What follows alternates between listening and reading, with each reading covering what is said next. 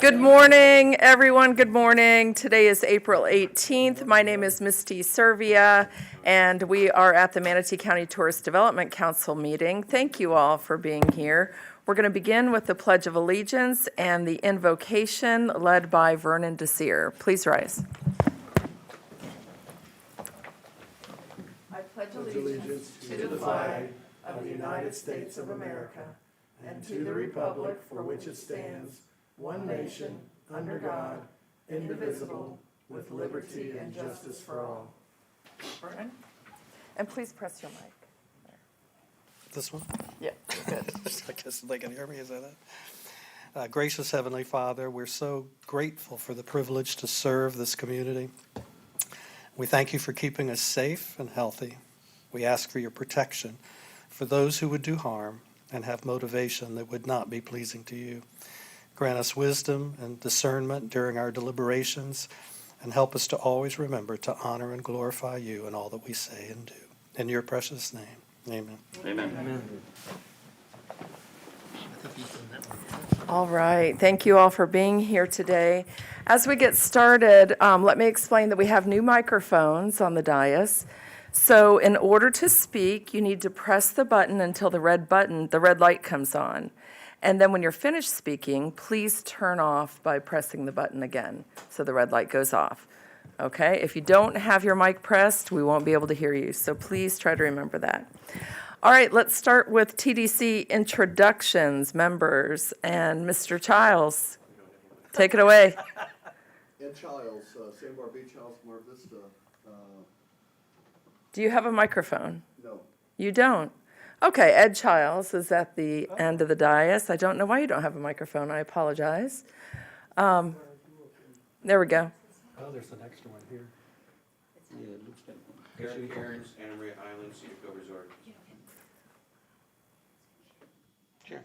Yeah. Jiten Patel, Holiday Inn, Sarasota, Bradenton Airport. Shirley Griever Bryant, Mayor of the City of Palmetto. Dean Brown, Mayor, City of Bradenton.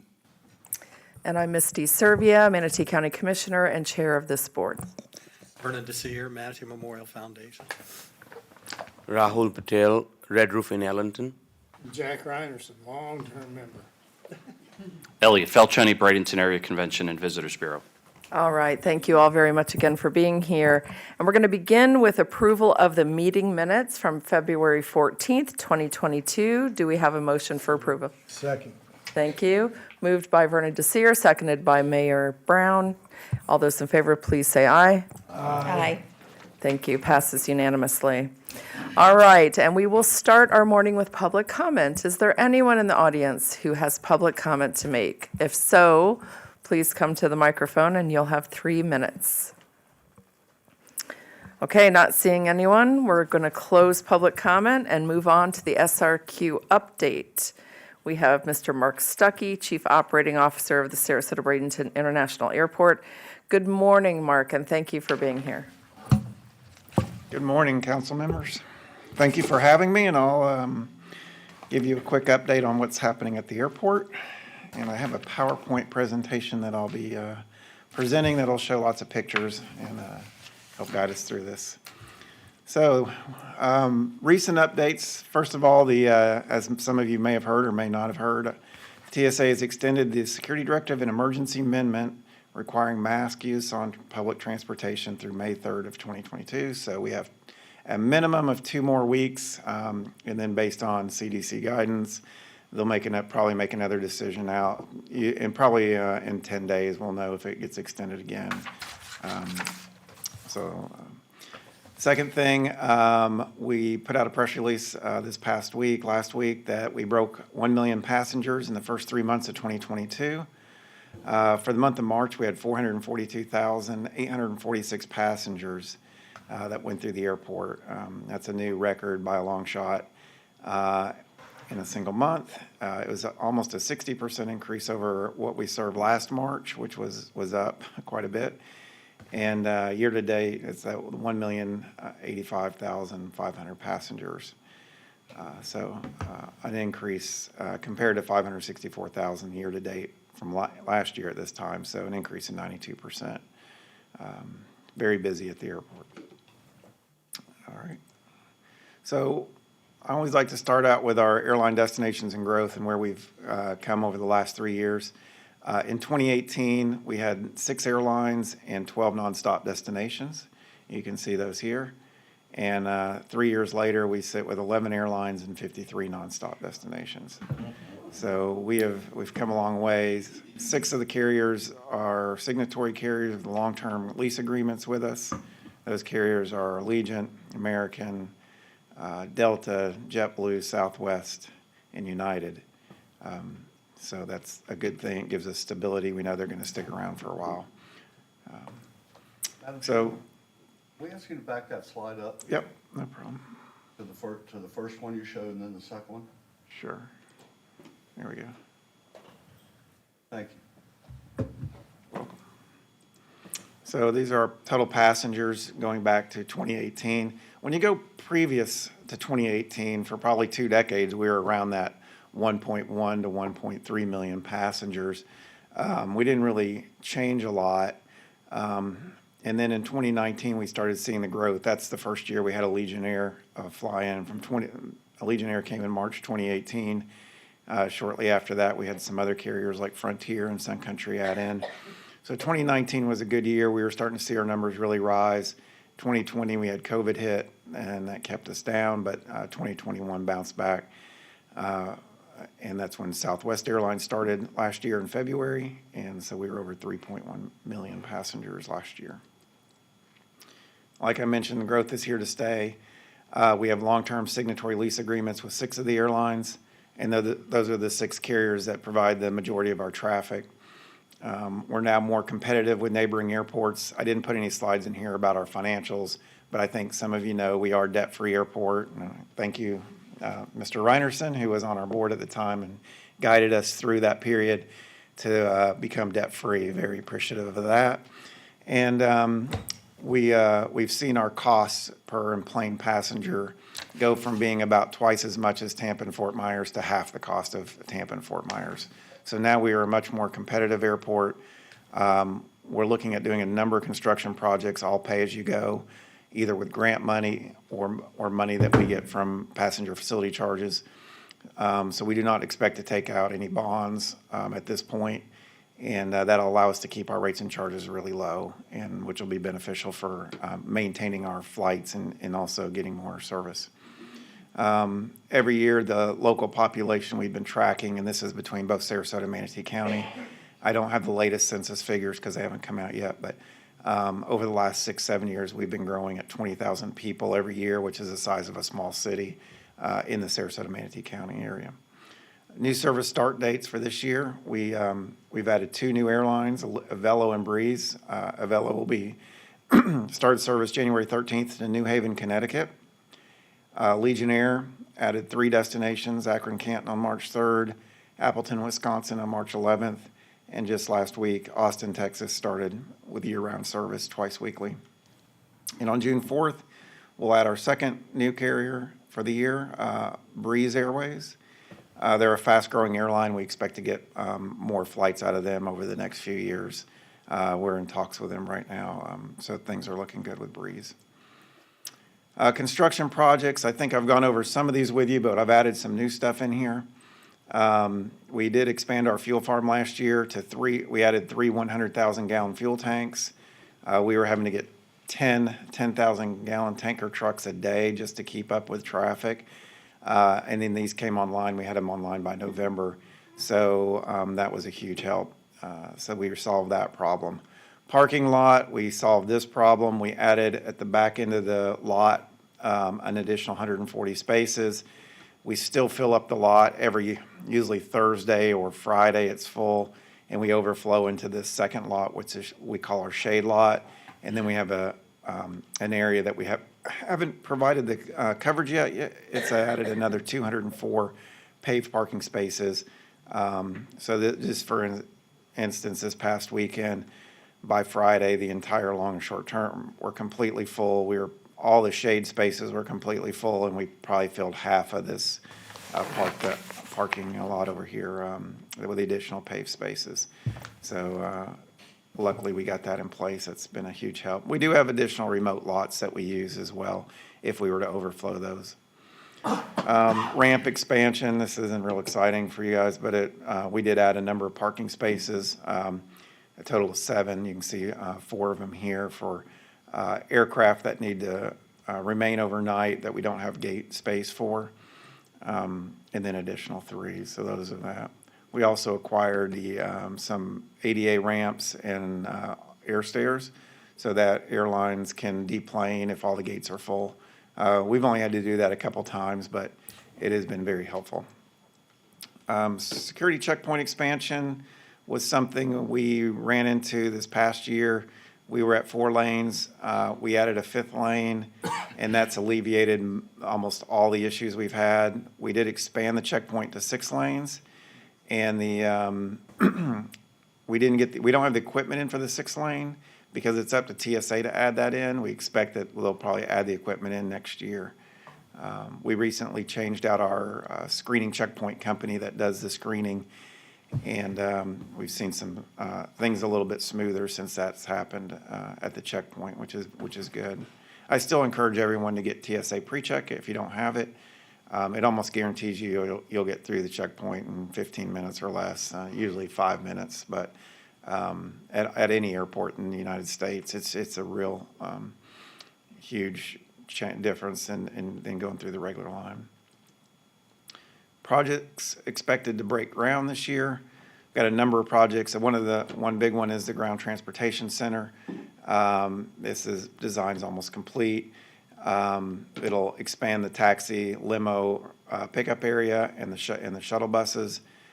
Create an area for Uber Lyft to pick up. There'll be covered walkways that go from our terminal all the way out here to where the Uber Lyft pickup is. Also, Toro will have cars parked out in here. And then a new bus transfer station for MCAT SCAT where we can park as many as 4 buses.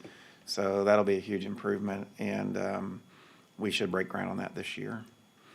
Consolidated rental car facility. This one's not an exciting project, but it is a $40 million project that will combine all of the rental car facilities into one area for fueling, cleaning, and storage of vehicles. That'll free up some land and allow us to develop it for parking and other sources of revenue. A new cell lot. As we build this new consolidated rental car lot, we'll need to move our existing cell lot, which isn't a very nice. We get a lot of complaints, but this new cell lot will have bathrooms and display boards that tells you when the flights are going to arrive. It'll be much nicer, so we'll break ground on that this year. Added parking. This is kind of hard to see. We're going to add 2 park and ride lots over by Dolphin Aviation, and then we have a number of additional parking lots that will be remote lots. It seems to me that the need for those additional lots really comes around the Thanksgiving and Christmas time. There's about 2 weeks around Thanksgiving that we swell with parking, almost double what we normally do. And then also at Christmas, the same thing. It's about another 2 weeks. So a lot of these lots will be just paved and ready to handle so that we can ensure anybody that comes to the airport has a spot to park during those peak time periods. The other thing we see is in the summer, we have more locals using our airport. And so we have a lot more parking issues in the summertime than we do right now. Terminal concourse expansion. This is part of our project to add the new terminal as well. It's all lumped into one, but the terminal concourse expansion will have 2 bump outs. One will be so we can build an area for a full service restaurant, and the other area will increase the hold room space so that we can move some of the gift shops and around. We're also going to be adding a new up and down escalator and increase the passenger seating on the concourse. It can get quite busy, especially this time of year. New general aviation customs facility. We have a customs facility that handles charter and scheduled large aircraft under gate B8, but we need to move our customs facility because it currently also clears what we call the general aviation customs flights, and we have about 2 a day. Those are flights that are typically 12 passengers or less. So we need, if we're doing over 300 or more a year of those flights, so we need to move those to the other side of the airfield. So we're going to build a new customs facility over there. The design plans are almost finished right now, so we should break ground on that hopefully this year. We have a new fixed base operator that's going to open up. Most of you have heard of Dolphin Aviation and Retrix, which is also called Ross Aviation. This will be a third fixed base operator called Sheltair. They won the contract for this, and they're going to be starting the building of this high-end facility this year. And they'll serve everything from the smaller GA aircraft to corporate aircraft and aircraft maintenance. And there'll probably be some maintenance repair operations as well built around that facility. New observation area. This is kind of important to you guys because this is really a partnership between Manatee County and the airport. We're each paying 50% for the cost of this enhancement. It'll be going to the Manatee County Board of County Commissioners for approval on April 26th. And then we'll start construction once that's approved, hopefully. And that'll be where we have the new Welcome to Manatee County sign. And we're going to have a covered seating area, history of Manatee County, aviation in Manatee County. We'll have an air traffic control radio that you can hear the tower talking on. So we'll have an audible radio out there. There'll be a playground. Should be a real nice enhancement. It's got the location has great views of the runway and the aircraft taking off and landing. So I know a lot of people, we've worked with Elliott and also a number of people within Manatee County to make this happen. And it's a long time coming. I think my emails go back to 2013 when we started working on this project. And it was always a funding issue, but we finally have funds designated for this, which is good. Inline Bag System. Once again, this is a behind-the-scenes thing, but this is a $40 million project which will allow us to feed all the ticket counters through the explosive detection machines and then out to the slope plate belts where they'll be picked up and brought to the aircraft. It'll be much more efficient, and it's a project that will be partially TSA funded, so that'll start this year. Ground level boarding terminal, I only have one picture here. Our board will be, we have a board meeting next Monday with the Airport Authority where they'll have a more in-depth review of what the ground level boarding terminal will look like. So I didn't want to steal the thunder for that, so I just have the one picture here. But this will add 5 additional gates at our airport. And, oops, let me go back. And so that'll bring us up to 18 gates total. Is that right? Yep. And then eventually this terminal will have a concourse that'll go from this building here that's elevated. There'll be escalators that go up or down and connect over to the main checkpoint and add an additional 3 gates. That's a big deal. Air service, last few slides here. Just wanted to bring this up because Elliott and his team have been working very closely with the airport on ensuring the success of our existing air service, as well as we're out there meeting with carriers to bring in new air service. This is a picture of one of what I call the speed dating conferences that we go to. This one's Jumpstart. We'll be going in June to this conference. We have about 30 to 40 airlines that attend, and there's over 450 commercial service airports in the United States. All of these airports are trying to get more air service, so it's very competitive. I can go and talk about what the airport offers. Elliott does a great job of updating the network planners of each airline on what the community offers, both in Sarasota and Manatee County. It's been a huge help having Elliott with me at these meetings. We've been able to close deals, do all kinds of things to get air service, and it's been extremely successful. The networking conferences, there's 2 or 3 a year that we do these kind of speed dating conferences, but we also do a lot of headquarter meetings. So we'll go to the airline's headquarters.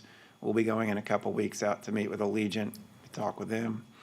And then we also do a number of special events throughout the year. These are very important to stay in front of the airlines, to find out what their needs are, propose new destinations, and make sure we're always at their forefront of their thoughts, and what they're looking to do is expand into different markets.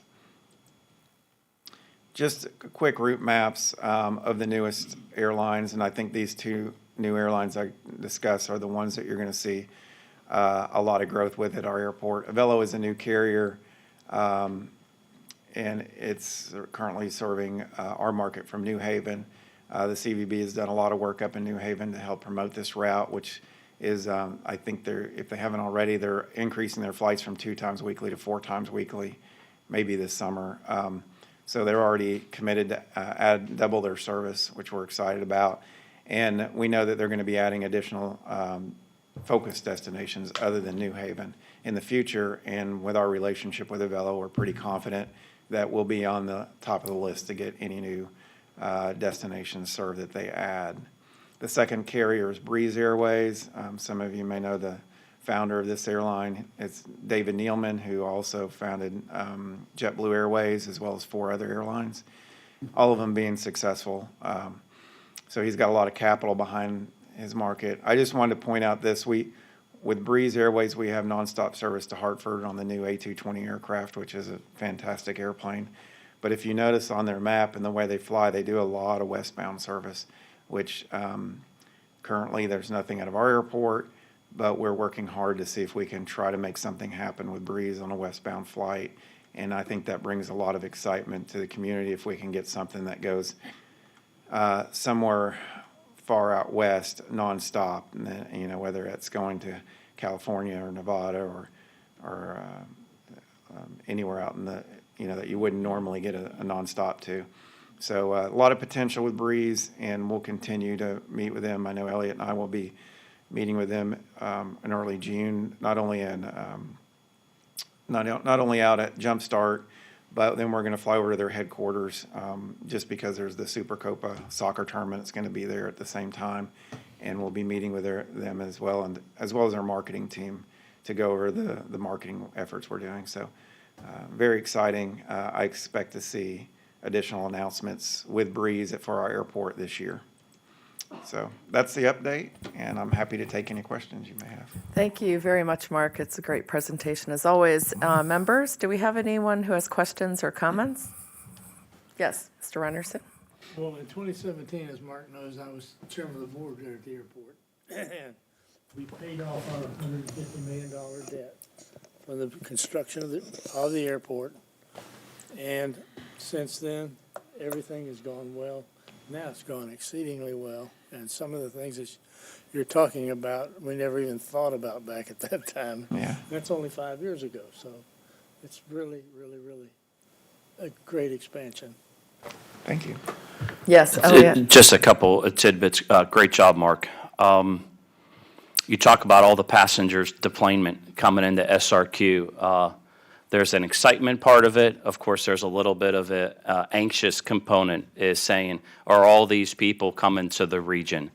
The goal is let's get them to land here.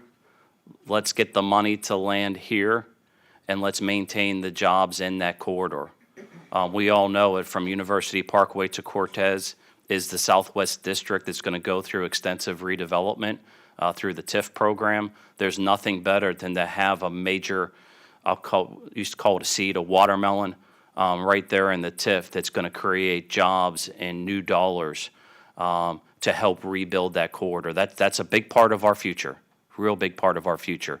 We actually are on the cusp of buying some software that'll tell us where these people are going after they deplane. Are they all coming to Sarasota, Bradenton, Anna Maria Island, the beaches, or are a percentage of them driving down to Fort Myers, Naples, or up to Clearwater, St. Pete? Mark and I sell geography. We can't assume that all the network planners, they should, know geographically where we're at, okay? You never assume things. I've learned that. So once we sell geography, it makes a lot of sense to land that bird right dead center of the West Coast, because then they gain all the markets, okay? Really, really important. There was one more thing that I wanted to share, and it just fell out of my brain, Madam Chair. But one more thing, yes. Mark and I were at Routes in San Antonio, And just prior to that, some of the airlines suspended a few of the nonstop flights. So, me as a marketing guy saying, hey, what happened, and the network planners, when we asked the question, they said, has nothing to do with performance. It has to do with labor shortages. So they said, hey, once we get the labor back, we'll restore those flights. So all those additional flights basically have performed. Our marketing team is following the new flights, and we're coming over with digital and social media over and above the equity that we're giving the airlines. I know Dr. Hope's he was here and then he split, but tell you what, I really appreciate the support that he gives Mark and I. He's signing a lot of travel paperwork, but of course we have to perform and we have to get a return of our investment, and so the travel is paying off. The Salt Lake City trip after Reno is we're being awarded the Super Copa soccer event in June of 2023. So we're going there to be announced as the host for 2023. So June, great time for the mainland properties. Great time. It's a lot of fun. So I think that's all I have. Mark, great job. Yes, thank you, Elliot, and thanks for the shout out to South County, because we are doing a lot of work on that corridor for redevelopment, especially US 41, and to have these 2 new airlines at our airport and the growth that we've seen, it really is all coming together. So thank you, Mark, for all that you do, and I love the partnership that you guys have when you work together, Elliot and Mark, because you really do bring home the money. So Yeah. It's been very good. Yes, Mr. Childs. I want to recognize the folks that made this happen over so many years.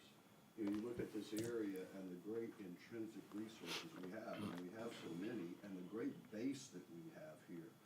And a lot of us here remember when the airport was a struggle.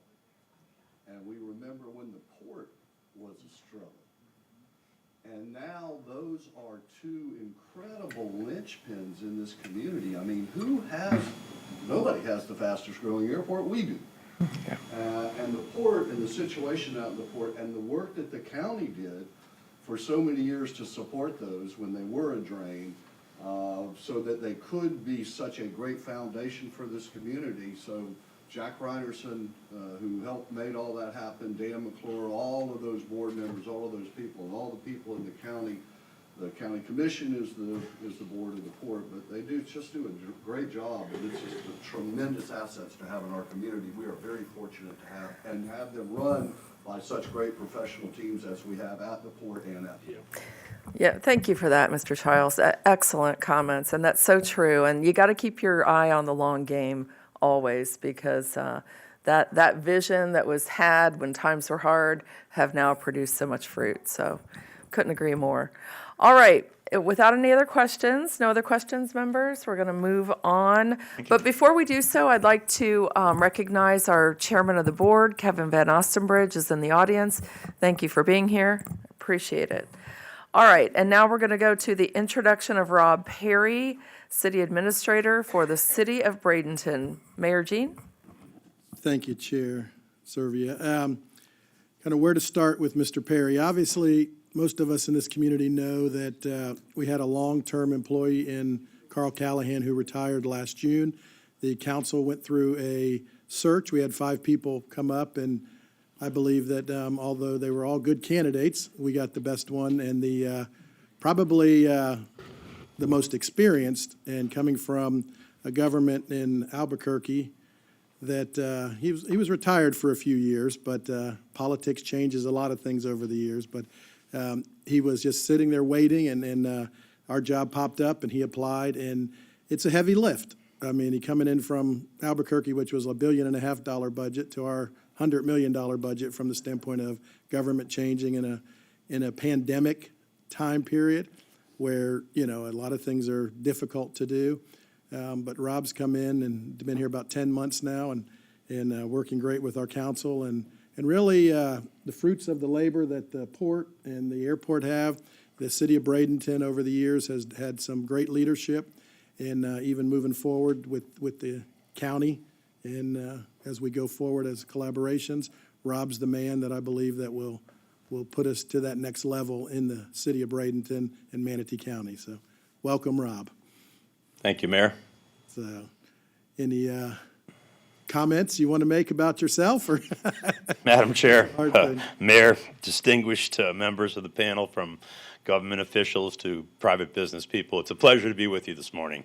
I'm Rob Perry. I've been here about 10 months, and I can tell you that the place I was at was the 31st largest city in the country, and I guess it was about $1.5 billion on the budget, and it has nothing at all on Manatee County. We have just as much going on here, just as much activity, just as much economic development and the host as Albuquerque, New Mexico did. It's just in a different way.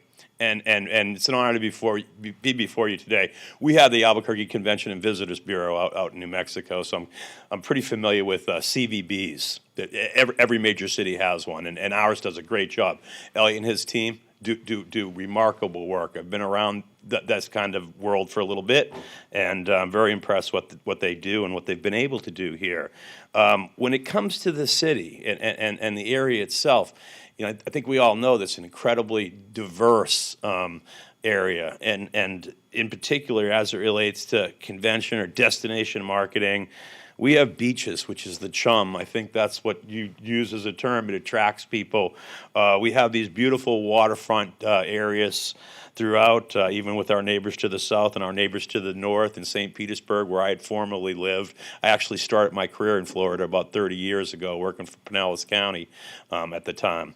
But it's really diverse. We have sports, marketing, the Pirates, IMG. We have arts and culture with the Manatee Arts Center, the Performing Arts Center, and a whole host of other, the Bishop and the like. And so I guess the menu's pretty broad. And you say, well, how does Bradenton fit into this? Because that's why I'm here this morning. And when I look and talk with the mayor and gotten to meet many of you and many of other leaders from the community, Bradenton basically, had a significant role as the county seat, the major urban core of the area.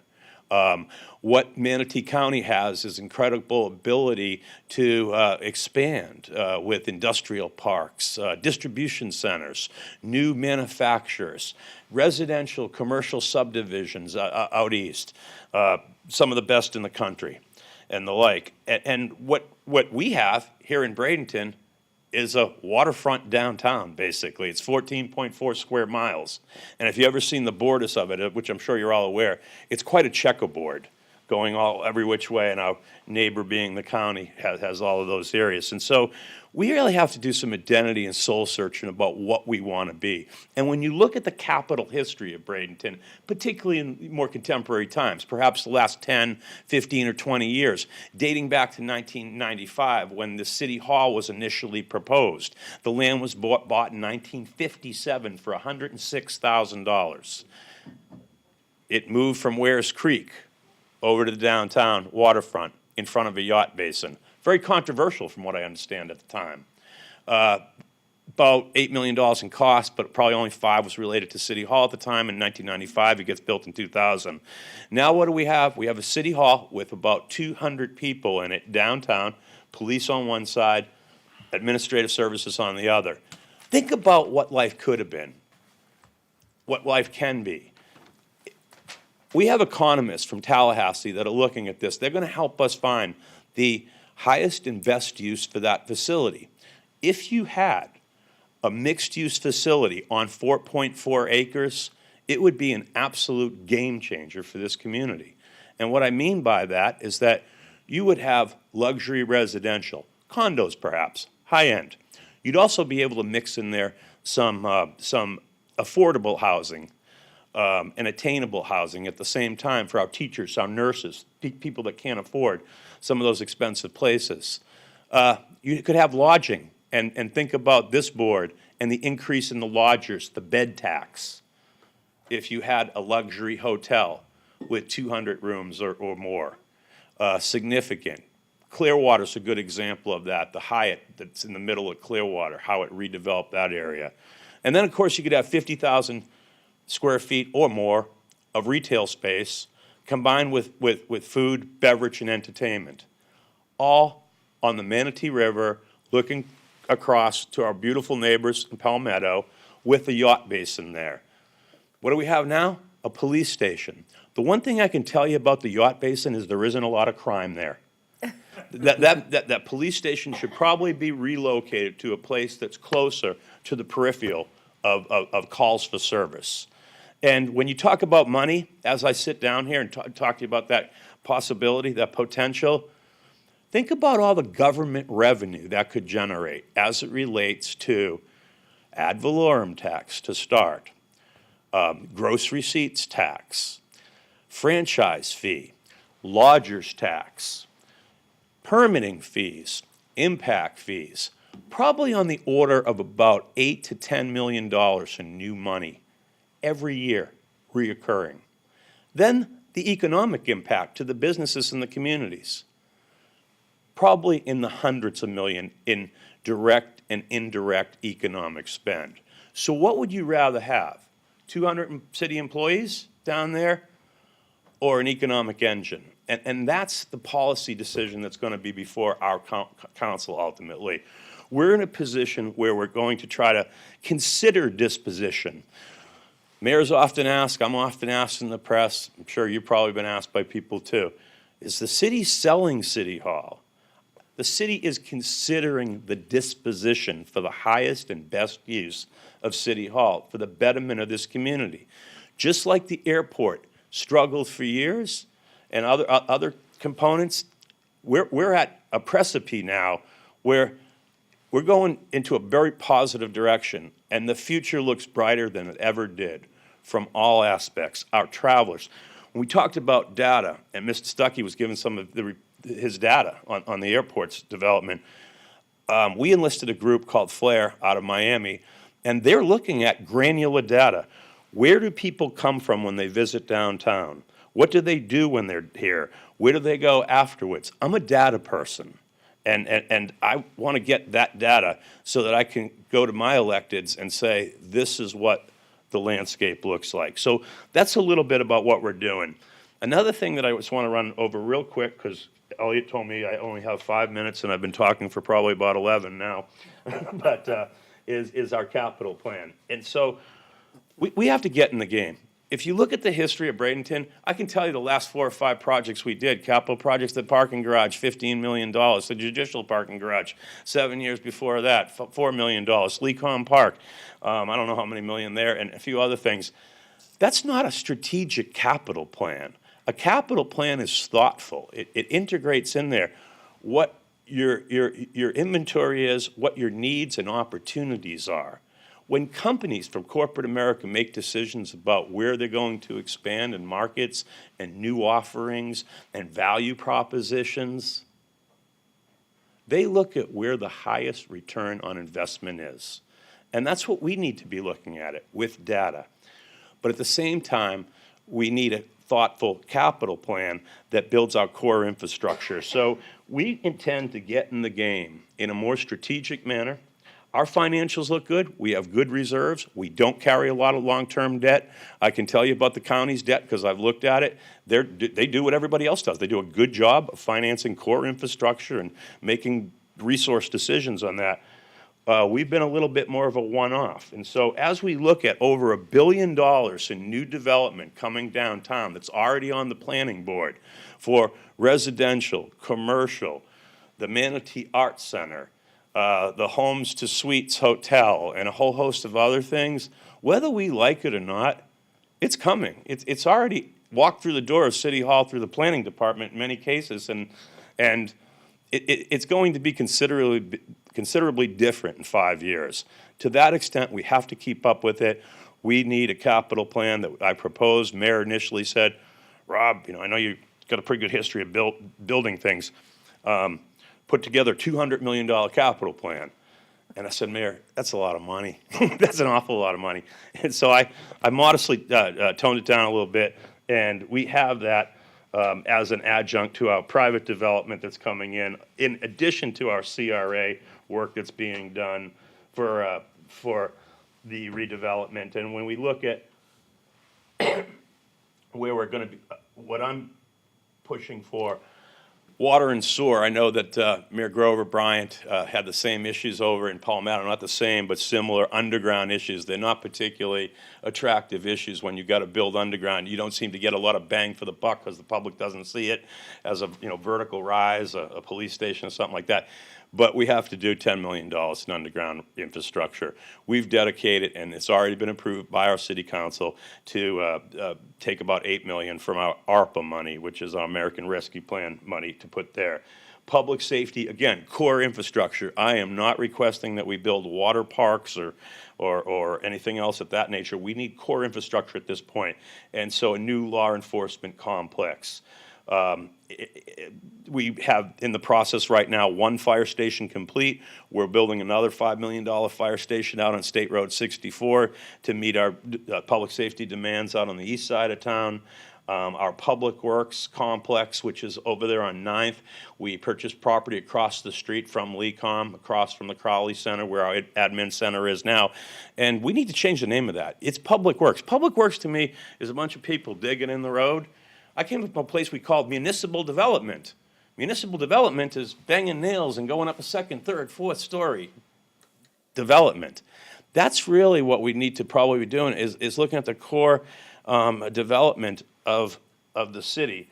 And with that, transportation, we all understand how difficult that is between the state, the county, the city, other entities, and we continue to try to improve on that. We're dedicating $7 million in some improvements. We're dealing with the MPO on that, Dave Hutchinson and company, working through the state, community services, and ultimately I talked about City Hall. So that's a little bit about what we have working right now, and I think we'll do well. And as far as people coming here and the airport talking about that, so I guess we were at the Met opening, and the finance people are there from New York, and they come down, they have these fancy shoes and nice cufflinks, and you go, where'd you get those clothes? It looks like something out of GQ magazine. And they go, well, that's what we wear up here on Wall Street. I said, well, why is Wall Street down here in Manatee County? And they said, because St. Petersburg, it's all picked through, it's too expensive. Tampa, it's bureaucratic, and this is a place we want to be, and we invest and we see opportunity. And I think they're pretty good at recognizing that. So with that, I'll stand for any questions. Wow, thank you, Mr. Perry. Your enthusiasm is very contagious. I had the privilege of meeting you shortly after you came here. Thank you for that invitation. It was very nice of you. I really appreciate your planning background and all that you're bringing to the city of Bradenton. So thank you for that. Any questions? Yes, Elliot? Thanks, Rob. Yeah, you were over your 5 minutes. No, I'm kidding. Didn't know you impersonated the mayor pretty good, by the way, so it sounded pretty good. I'll take that as a compliment. You threw me a curveball. I didn't know that he retired for a little while, and I'm thinking, oh my gosh, this is a caged lion. What impressed me about Rob, think about it. You got a bull-nosed Irish guy with a strong-willed Italian guy trying to work together. But we've earned each other's respect. He's hungry. He's hungry to do well for this community. So to have your personality traits, your drive, the timing couldn't be any better. Remember, when the media asked me, where's the future of tourism? Of course, the islands are built out, and we're focusing on enhancement to multimodal transportation. But it's the urban core from Palmetto all the way to University Parkway, and then how do we influence the East County evolution with tourism-related items. But the reason why Rob and I need to hold hands is a business is only going to be sustainable with residents, corporate, and tourism all together. Not one, not two, but all three, and that's where it's pretty special. Really look forward to working with you. We've already challenged each other for the greater good. We're not bowing down to each other, but you got an impatient guy here, and that's what this urban core needs for the greater good of the future. So I know we have a nice meeting at 2 o'clock this afternoon with all parties to do a little brainstorm. So I look forward to working with you for many years to come. Thanks, Elliot. Yes, Mr. Childs. That was an excellent presentation, very exciting. We look forward to seeing all of that come to fruition. I want to know what $1 billion does to your CRA budget. That's a great question, Mr. Childs. it being downtown, by CRA, the statute itself, it's significant. You know, as far as that kind of development coming in and looking at the increment that it sheds off to CRA, I don't want to throw numbers out there, but it's in the seven digits. It's in the millions. Probably, I want to say, venture to say, probably with that private development coming in, you know, probably 2, 3 maybe per year. I'm kind of guessing. I think I'm a little bit out of my expertise, to be honest with you, on that one. Where right now? Excellent presentation. I think the other thing just to consider here is that we are in demand, we are in great demand, and we are a great value. Man, let's not sell it on the cheap. Yep. Let's realize the opportunity. Let's be careful. Let's be thoughtful. And I think we sold Florida on the cheap for too long. Yep. Ms. Charles, on that point, just real quick, so we're doing, I teach and I'm in the Master's Business Administration program at Notre Dame. I finish it up actually in 2 weeks after 3 years, but we're working with some folks up there as far as value and looking at Manatee County, and it's really interesting that when you look at Sarasota and St. Petersburg to the north, those are what we consider luxury markets. We're like a perfect price point below that. We're not the cheapy Motel 6 brand, but we're below that. And so it's a better value proposition in a lot of ways. And what's happened on the island is I think that we have seen that difference from the Bocas and the other places shrink. Mm-hmm. So I think that's logically what we're going to see because, again, there's just so much space for great places, and we've certainly got one of the great places. Definitely. Mayor Brown? Yeah, thank you, Mr. Childs. I think that's some great questions because with our CRA, a lot of it's going to be reinvested right away, which will bring, and as we know, that the CRAs start to sunset in the 30s, so that's not that long away. So when you really look at it, it's going to be good to reinvest as much of that back in, not only to help development, but also to reinvest it back in as we go forward. And I think that's where you're going to see a lot of the workforce attainable type housing that's going to start. And one of the things that I'm proud of in the city over the last 4 years, we've put in over $6.5 million from whether it's infrastructure, or, whether it's from the CRAs, whether it's from the city, back into affordable housing, which is over 650 units that are, half of them are built now, half of them are in the construction phase or getting ready. You're going to see, hopefully this week or next week, you're going to see a building just to the east of here start to get torn down. And that's going to be exciting. And that's 133 workforce housing units.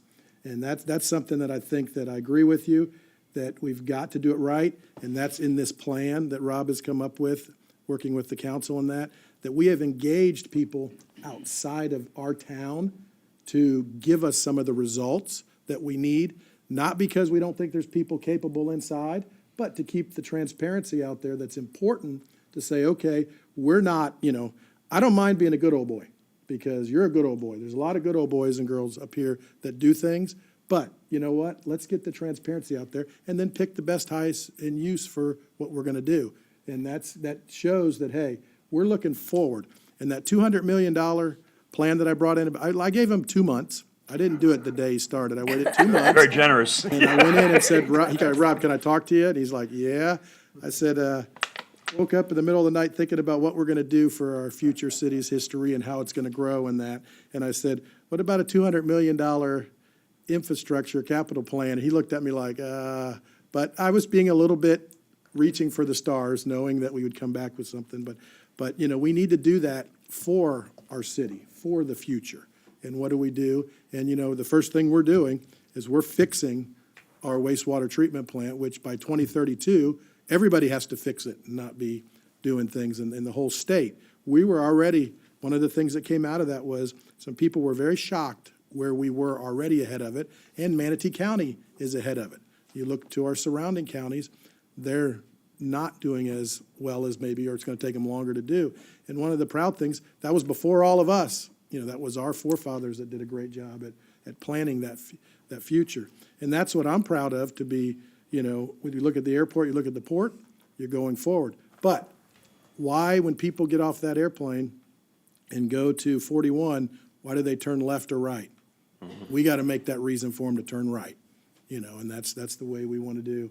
And I think we've done a great job at it, but there's a lot more to do. So I appreciate the time today, and I think this is something that we will be wordsmithing very well on Thursday through the council at a workshop that is, everything comes down to the positiveness and the vote, but it's going to be exciting Thursday to hear that and with our partners in the county and the TDC. Madam Chair, if I can just give just a prototype, and some of you maybe heard me say it. When I met with Rob, I said, you got to look at Sarasota, Bradenton, Palmetto, Lakewood Ranch, similar to Raleigh, Durham, Cary, okay? You study the Raleigh, Durham, Cary region, it weathers economic fluctuation better than any other region in the United States. Of course, Sarasota being the Raleigh, Durham being the Palmetto, Bradenton, Cary being the Lakewood Ranch, and quite candidly, all around SRQ, that light industry is regional triangle park. We have a beach, they don't. So I'm telling you, we need to study that market because Bradenton, Palmetto is no doubt becoming the Durham. Durham is redeveloping at a faster pace where Raleigh's been established, and they're actually giving Raleigh a run for their money a little bit. Not that we want to give Sarasota, but that contrast in the region is powerful. Not too much of the same. Contrast is really, really powerful. Yeah, excellent comments, everyone. Thank you very much. Thank you, ma'am. Appreciate the Mr. opportunity, Perry. y'all. Many of us were up here, or not here, but we're in town when the previous mayor, a couple times ago, Mayor Evers, decided to build the city center. And many of us people were upset about that. Very upset. Very upset. And now we've come full circle, and it looks like the next few years are going to be very exciting for the city of Bradenton. And just one final comment on that. That situation now puts us where we have the way to go forward. And it's a very positive way. And not that might have changed it, might have, Better opportunity. right, better opportunity now. And it's 20 years ago, what our downtown was different. So not saying that was right or wrong, but saying that, hey, now our opportunity is here. How do we make it better? Well, you're gonna bring a big step up in tax assessed value right now, that's for sure. Huge. And I don't know, most of you probably know, and maybe I shouldn't say it, but, Bill Evers is my dad's first cousin. So we're family, so believe me, I've already sold this and told him why he was wrong. And, but thank you for being wrong because of our opportunity now. And he's buying in. Excellent, excellent.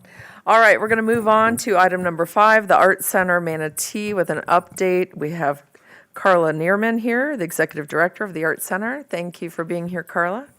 Thank you all for inviting me today. I'm a little froggy at the back end of a cold, so if you can't hear me, I'll try to project a little more. I appreciate the opportunity to share what's going on at the Art Center right now. It's been an exciting period. As you all know, we've been in a capital campaign in the middle of a pandemic, which is an interesting process in itself. But we've come to the other side, and things are happening quickly now. My architect team is working on design development, so we're getting into the details of lighting and certain fixtures and things like that throughout the building. We are also working on our pre-application process, which, excuse me, we have some issues that we have to overcome, such as foreign-based code. We finally got over the hurdle of parking, so that's all good news. So that's really an exciting process coming now for that. The good news is the shovel's going in the ground by the end of the year. We're really excited about that. And also that we received a $2 million donation from Natalie and Steve Herrick. So that allows them the right to name our building. So moving ahead, in our new building, we will have a new name.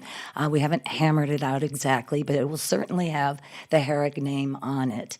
If you know them, they're very active in the downtown area and trying to make also a lot of change, positive as Rob also talked about.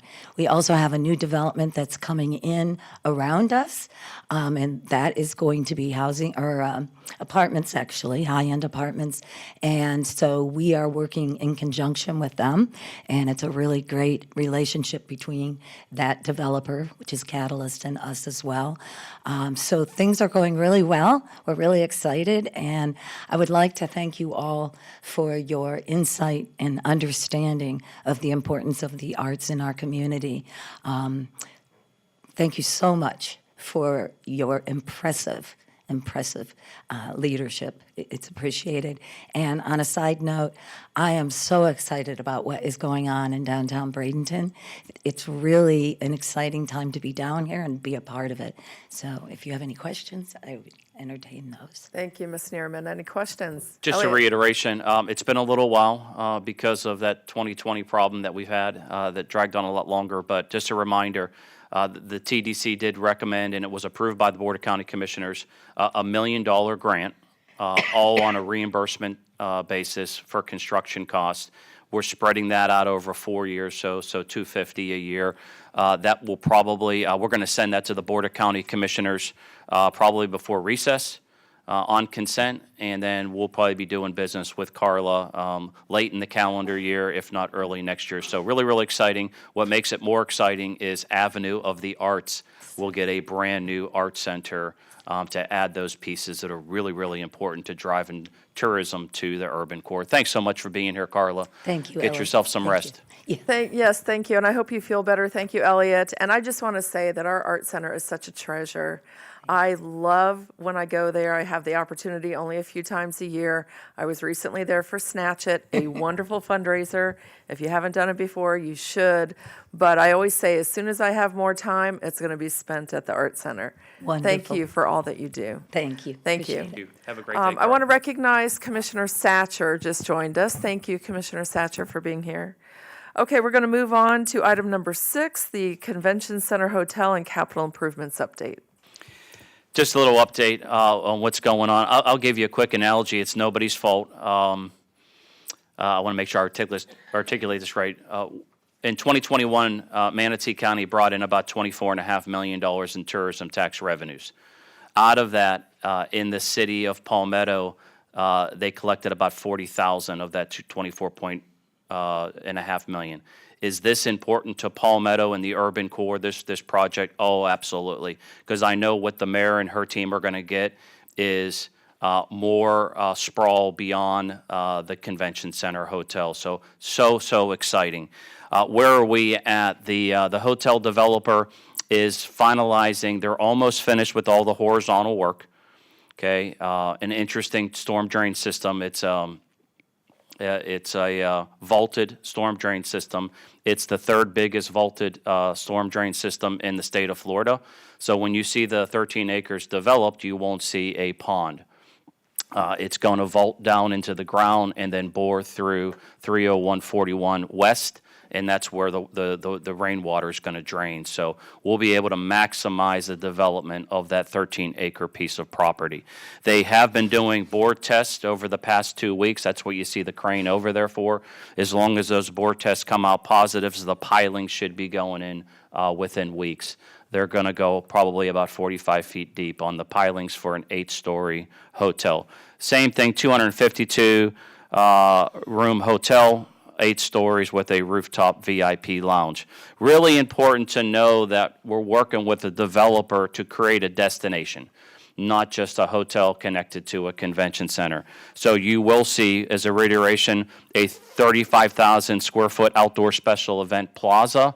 Imagine Super Bowl parties, gatherings after large conferences, conventions.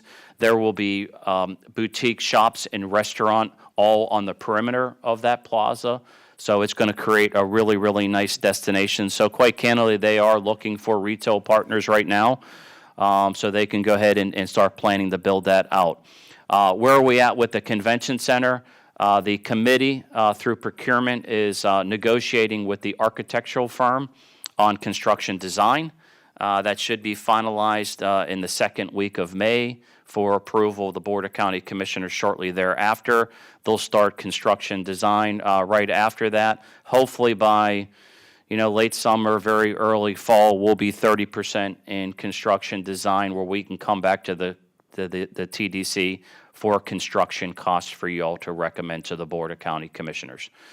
So that's pretty much the update of that. The hotel's still looking at a spring of '24 opening. And of course, the objective of Manatee County is have the convention center renovated and expanded at that same time. So we are working, all the departments are just really cooperating with us, especially procurement led by Jake Erickson. We can't thank him enough. And Dr. Hopes has been around the table with me to help me, making sure we don't miss a step and to keep that ball rolling. Premier Sports Campus, you're going to see new stadium lights around August. They're going to be brighter but more efficient, called Musco lights. You see them in a lot of the professional stadiums. Our clients have asked for that. It'll enhance live stream, really, really important. And then we're also working on construction design of the multi-purpose locker room, dressing rooms, extra 400 parking spots. Once again, that's a $6.5 million project there. So that's onward. Be really, really happy we get through this calendar year and see bricks and mortar in construction for the greater good. That's my update, Madam Chair. Any questions? I'm here. Thank you. Any questions for Elliot on the hotel? We're also excited about it, Elliot. And to hear about that vaulted stormwater system is an amazing engineering feat if you don't know about those, because you would normally see those at a Dunkin' Donuts, a very small type of development. It's very expensive to do that type of stormwater retention, but you'll see it when land is valuable, and this land is very valuable. So thank you for that update. Okay, we're going to move on to item number 7, the State of Tourism Update. We have Ann Watine, as always. Good morning, Ann. Good morning, I'm Ann Watine with Research Data Services. It's so nice to be here this morning, but I've got lots of good news too. So if we can, we're going to start with a quick recap of February. So if we can go forward. And again. Perfect. Okay, so in February, we had visitors up by 15% over last year, and by 6.3% over 2020. Starting next month, we'll benchmark against 2019, but January and February of 2020 were record months for us, so we've held that as the benchmark through this February report.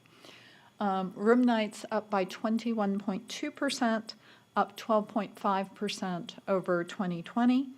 And the reason that room nights are up by more than visitors, or visitors aren't up by quite as much as room nights, is we're seeing a lengthening in our length of stay as we've moved away from our dependence on Florida visitors to much more out-of-state travel, which you'll see in a moment. But the really exciting number on this slide is that 30.7% increase in economic impact. So those visitors we aren't just bringing more visitors, the visitors we are bringing are leaving more economic impact in the destination. That is up 16.5% over 2020. This is the first time we have ever seen a February over $200 million of economic impact. So if we can go to the next slide. In terms of occupancy for February, we were up by 13.1%. ADR was up by 20.3%. We had properties that were telling us, and this has never happened before in the entire time that I have looked at tourism information from the Bradenton, Anna Maria Island, Longboat Key area. We had properties with average daily rates over $500 for January and February, which is never, ever, we've never passed that benchmark before. So that's a 36.1% increase in RevPAR. And we, again, are seeing significant upticks in the number of licensed transient lodging units based on the data carried by the Florida Department of Business and Professional Revenue. So up 12% over 2020 in terms of units available in market. So if we can go to the next slide. This is what I was saying about Florida not having that, we're not relying on it as heavily as we were through the pandemic. So we did see a decrease in numbers of visitors from Florida from 2021. That is still a 20% increase over where we were in 2020. But I particularly wanted to point out the huge increase that we've seen in visitors out of the Midwest. And based on what properties are telling us, that trend is continuing. And that aligns with new flights that Mark showed earlier. So if we go to the next slide, there's our increase in length of stay. So on a year-to-date basis, if we can go forward to, so for October through February, visitors are up 23.7%. Economic impact is up nearly 40%. And so I'm going to go through these kind of quickly because this just visually shows the numbers that Mark already told you. As we were looking at this and getting ready for this presentation, we realized that by the end of next month, you will have had more visitors in 2022 than you had in all of 2018 coming through the airport, or more traffic through the airport. So amazing, amazing numbers. The March numbers were off the scale. I had to change the scale to make it fit. So I've got this airport comparison slide that we've been showing you. But the really kind of interesting information, only Sarasota, Bradenton, St. Pete, Clearwater, and Punta Gorda had, and then TSA numbers, had numbers available for March. The amazing thing is, so that 59.5% increase that Sarasota, Bradenton saw is a 188% increase over 2020, but it's a 124% increase over 2019. So that's not the case for St. Pete Clearwater and for Punta Gorda, although they are showing positives. And frequently we've seen them not. But for St. Pete Clearwater, that was a 9.4% increase over 2019. And for Punta Gorda, it's a 13% increase over 2019. And again, Sarasota was 124%. In terms of TSA system-wide, that 67.3% increase posted in March of 2022 was a 81% increase over 2020, but is still a 12.3% decrease over 2019 system-wide. So Florida is definitely outperforming. If we can go to the next slide, I've modified this one a little bit. And if you'd click again. So here is the rolling 7-day average of throughput through TSA checkpoints system-wide. And if we can go add a click, that's the 2019 average. The red one is the 2020 average. And if we can click again, I took out the forecast that we were showing. And as I was looking at this graphic, I was struggling with where are we? And I was looking at the numbers this year and trying to compare them back. And I said, you know what? So we took the 2019 numbers and we replicated them forward. That's what that gray ghost line is. So there is still room for improvement. We have not caught up with the passenger traffic that we were seeing pre-COVID yet. We have not caught up with the international travel that we were seeing pre-COVID yet. So even with all these amazing growth numbers that I just told you, or maybe the more positive way to say it is, our growth is not going to end. You know, we've still got growth factors and growth markets that are going to continue to feed continued growth in our destination.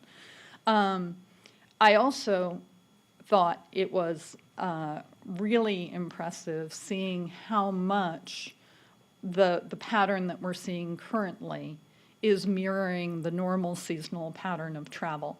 So that dip that we saw that was partly fueled by COVID numbers increasing in January, really is much more the normal drop-off of travel after the holidays of November. So you see the Thanksgiving spike, and you see the Christmas spike, and then the drop-off right after that, and then the pickup again with spring travel. So, and if we can go forward for one last slide, I looked at how numbers were coming in for March, and we start collecting March occupancy on February 1st. We currently have 70% basically responding of the people who normally respond to us, and preliminarily, March numbers are up by 64% in terms of 64% of the properties are reporting the same or higher occupancy than 2021. Everybody is higher than 2020, and 77% are higher than 2019 in terms of occupancy. And in terms of ADRs, we're seeing continued increases, and some of those increases as much as $100 over what they were this time last year. It's amazing. 43% of properties said that they had sporting-related occupancy in March. And looking ahead, it looks like April has booked up pretty nicely for properties, and that reservations are coming in at pace or above pace for May and June for properties who could share that information with us. And we're definitely hearing reiterated comments that they are seeing more visitors coming from out of the Midwest.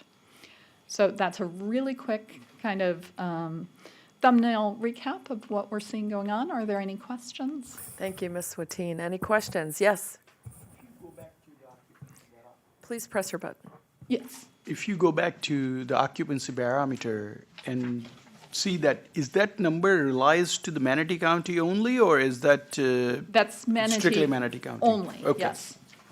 Yes, and then it's a combination of hotels and rental management companies and smaller, these are the ones that are talking to us directly. So this is our occupancy gathering effort. You're pulling 10, 12% from the short-term rental to gather these numbers? Yes. Okay. Thank you so much. Any other questions? I just want to share something. You may have seen it in the paper. I may have told some of you. It's really, really important because I asked Ann just to kind of manage expectations. So 2021, 3.4 million people came to Manatee County. That's everybody. Short-term rentals, Aunt Sally's in your house, people coming into the county for the day. Out of 3.4 million, 900,000 stayed in short-term rentals. Out of the 9,500 short-term rentals in Manatee County. Out of the 900,000, 400,000 stayed in short-term rentals on Anna Maria Island. Okay, divide that by 365, you got about almost 1,100, 1,200 a day in short-term rentals on Anna Maria Island. So the concern is, how do we manage traffic going on and off the island where we're targeting people staying in the short-term rentals, okay? It just gives you an interesting perspective, because a lot of times we think that a majority of that 3.4 million are staying at the beaches or on the island. So it's 400,000 in a year in short-term rentals, specifically on Anna Maria Island. That doesn't include Longboat Key, the Manatee side. So we're always digging into the data to try to mitigate challenges that we face. Thanks so much. Ann is, keep her in your prayers. She's going to Tulsa with Mark and I tomorrow morning early. We're doing a focus group with 3 Allegiant Airline execs. How fun is that to get not 1, but 3 Allegiant Airline execs around the table with us? I told the Allegiant senior network planner, I said, you threw a curveball at me to announce Tulsa nonstop to SRQ. So we need to learn about that geographic area and basically central United States. So it'll be fun. Thanks so much. Go get some rest. You're going to need it, Ann. Thank you, Ann. Yes, keep those guys in check. All right, we're going to move on to public comment again for the last part of the agenda. Is anyone in the audience here to make public comment? If so, please approach the mic. You'll have 3 minutes. Okay, not seeing anyone. We're going to move on to new or old business. Yes, Mr. Childs. Can't go a meeting without talking clams. Good. Every single thing that we've talked about and all of our successes today put more pressure on our coastal waters. Thanks to Senator Senator Boyd, Senator Will Robinson, who I'll see at lunch today, we have a $2.5 million appropriation in the budget for bivalve and seagrass restoration in our 3 national estuaries. We're making a lot of progress on the federal end. We want to make sure the governor understands the importance of that line item. The best thing that we can do in this county, who has already put so much work into bivalves and seagrass and understands how important our environment and environmental land purchases and everything else, is to see that this $2.5 million happens, because then we've got local projects, Bradenton Beach, multiple, Manatee County, multiple, Gulf Coast restoration and recycling, the fact that the GSI is here, projects at the Port of Manatee, and that $2.5 million ought to be a big deal in priming the pump for the $15 million to show the state and local support. So please go to All Clams on Deck. Our executive director is here.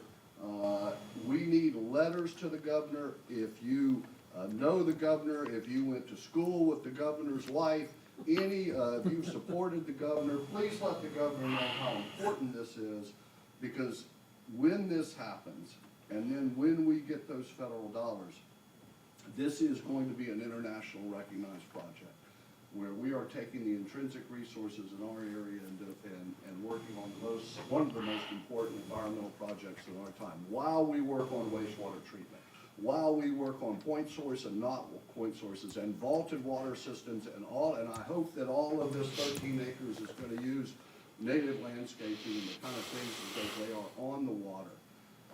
And then this project is going to be very sticky.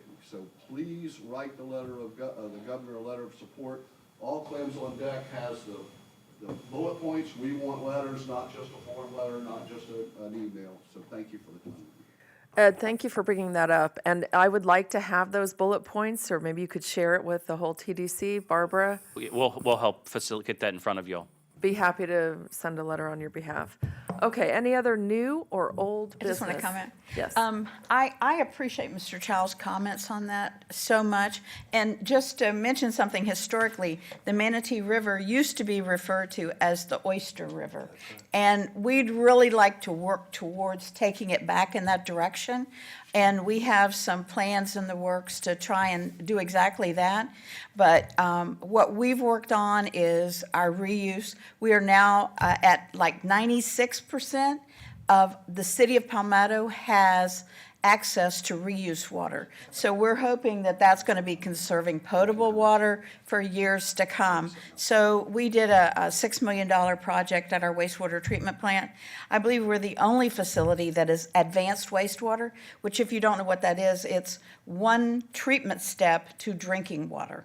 So thanks to one of our former mayors, you might remember Toby Holland, in bringing the type of system that the Bradenton system from years ago, and we've just built on that. But I would also like to add that we also continue to push for some stronger legislation to get the derelict boats out of the river, because the ones that are just dropped anchor, they are not disposing of their wastewater correctly. They are contributing, and as hard as all the municipalities and the county work to try and improve the water quality, we're not doing the whole job because we're not dealing with that. I've written letter after letter to our legislators, and I would like to see that as part of one of our pushes, because our water is our main commodity. It's our main source for drawing visitors here, and I think we've worked very hard for it. I think Bradenton's working very hard for it, the islands. So let's finish the job, and let's see if we can get some legislation that's stronger to help get rid of that type of problem in our waterways. Yeah, excellent comments. Thank you for Thank saying you. that. Anyone else, new or old business? Elliot? We all good. Just a couple comments. Anna Maria concert series just wrapped up. Richard Marks, he did an unplugged concert series. Still looks good. The women were really happy to see him. The Rascals, what a neat crowd. I never saw so many people dance during a concert. It was pretty special. And then, of course, earlier in the year, it was Don Felder with the Eagles, Lou Gramm with Foreigner, and the Wailers. Pretty neat partnership. Really appreciate Ed Chow's and Eric Caron's ongoing sponsorships for the concert series. And it's raising money for the community center that has needed it for years. It is entertaining tourists and the residents. So stay tuned for going into the fourth year. So we're planning now and going to try to keep making it better. FYI, USF, University of South Florida partnership that we've had with them called the Crosley Dinner Series. We just had our last one a few weeks ago. Really intimate, 50 to 100 people. It allows the students to do hands-on front of the house and back of the house training, and also raises, I think it ended up raising about $12,000 for the hospitality school.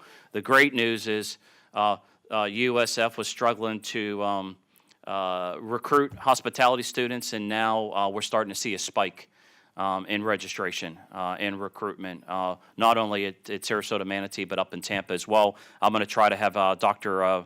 Chobanuglu come and say hello in the June meeting, and we're going to do another dinner series next year as well. So I urge you all to come. Some of the local caterers, Paul Madison, Pier 22, have really stepped up. Milan Catering to really put a lot of in-kind work and food into it. So finally, if I can just go behind the lectern here, I want to make a little special announcement here, and then we can wrap things up if that's okay, Madam Chair. Sure, thank you.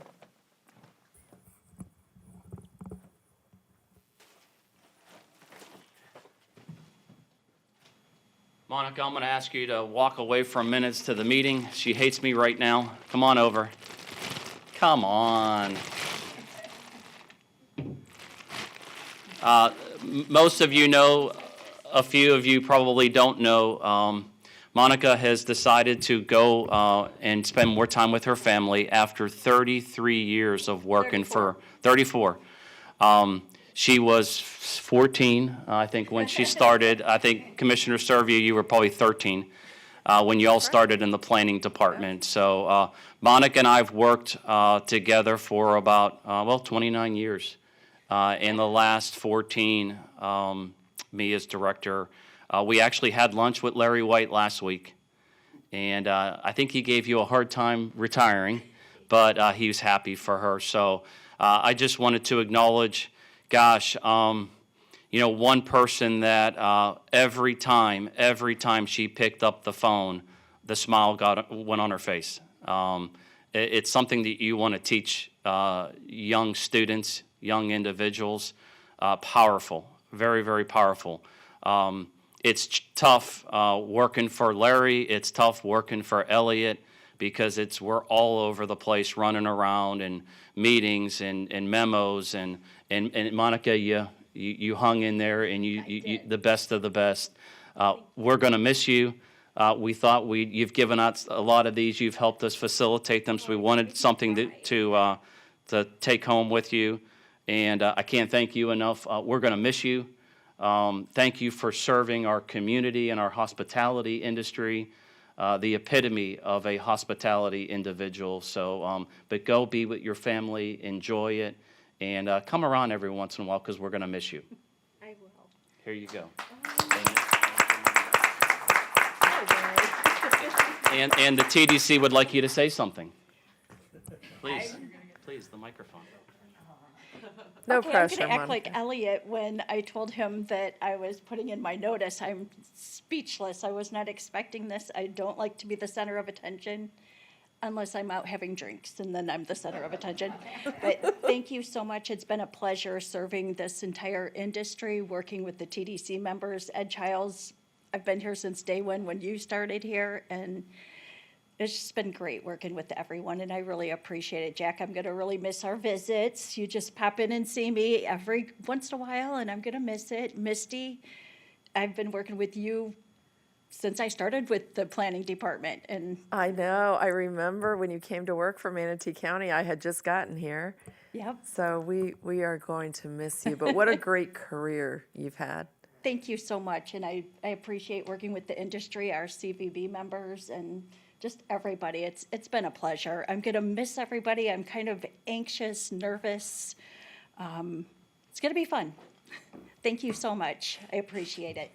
Thanks, Mark. Thank you. Appreciate it. I can give you a hug now. My one and only hug I will ever get from Elliot until I retire. Yes, thank you. Oh, Oh.